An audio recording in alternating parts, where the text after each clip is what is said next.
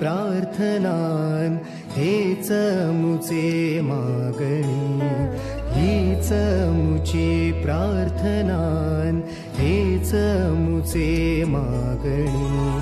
माणसाने माणसाशी माणसा सम वागणे,